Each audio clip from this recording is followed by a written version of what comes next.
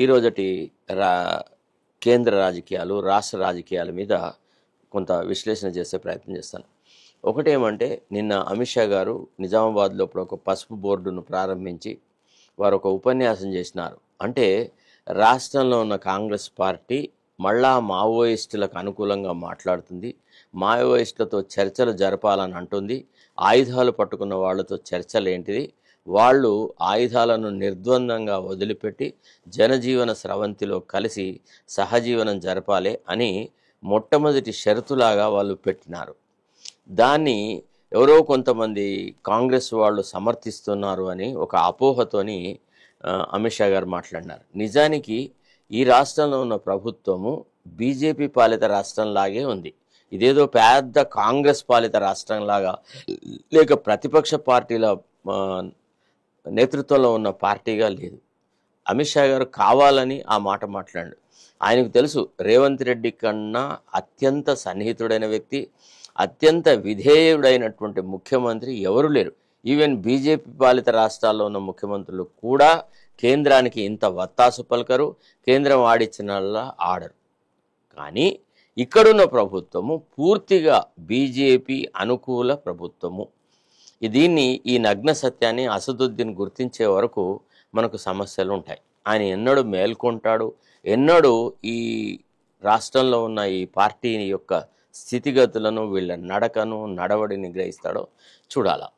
రెండోది ఏంటంటే, ఇక్కడ ఎవరన్నా కొంతమంది కాంగ్రెస్లో ఉన్నవాళ్ళు మావోయిస్టులతో కానీ లేకపోతే నక్సలైట్లతో కానీ చర్చలు జరపాలని అనేవాళ్ళు ఒక ప్రజాస్వామ్య ఆకాంక్షను మాత్రమే వ్యక్తం చేస్తున్నారు తప్ప, వాళ్ళు చర్చలకు వాళ్ళను గుంజుకొని వచ్చి ఒక టేబుల్ మీద కూర్చుండబెట్టేసేసి చర్చలు జరిపేంత సత్తా సామర్థ్యం ఉన్నవాళ్ళు కాదు. ఈ విషయాన్ని మనం గ్రహించక తప్పదు.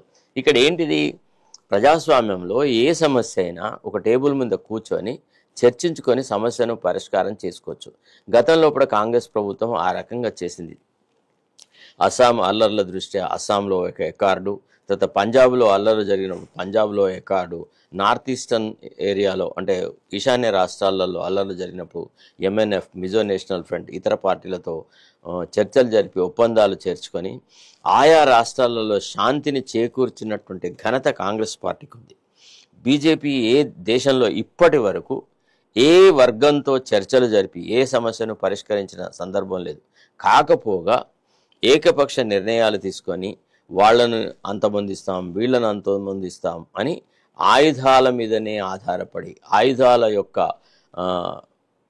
పాటవత్వం మీదనే తమ నమ్మకాన్ని, తమ సంకల్పాన్ని ఉంచి వ్యవహారాలు చేసింది. అంటే ప్రతిదాన్ని వీళ్ళు నియంత్రించడము అనేటువంటి ఒక ప్రక్రియలో పోతున్నారు తప్ప, ఆలోచించాలి, సమాలోచనలు జరపాలి, ప్రజాస్వామ్యబద్ధంగా చర్చల ద్వారా సమస్యల పరిష్కారం అనే దానికి బీజేపీ పార్టీ ఎప్పుడూ వ్యతిరేకమే.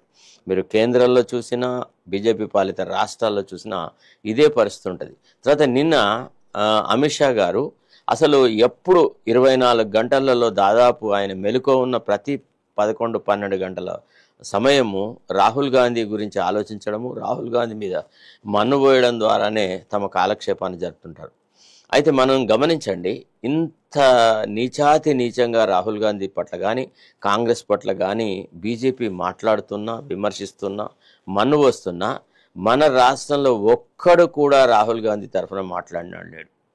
వీళ్లకు పదవికి ముప్పు పట్టినప్పుడు మాత్రమే సోనియా గాంధీ మా అమ్మ అని, రాహుల్ గాంధీ మా నాయకుడని ఆయన దగ్గర కొలువులు చేస్తున్నానంటారు తప్ప, దేశానికి సంబంధించినటువంటి హోమ్ మినిస్టర్ వచ్చేసేసి మన రాష్ట్రంలో అనవసరమైన వ్యాఖ్యలు చేస్తే దానికి స్పందించాల్సిన బాధ్యత పార్టీ అధ్యక్షుడిగా కానీ లేకపోతే ముఖ్యమంత్రిగా కానీ ఉండాలి.